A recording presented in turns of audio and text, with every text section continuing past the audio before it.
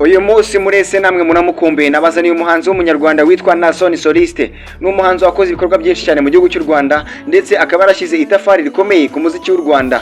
Naason Soliste yakoze indirimbo nyinshi cyane zagiye zikundwa nk'iyo yise Agasembuye, Abisi, Ubufindo ndetse n'iyo yise Mu maso yawe.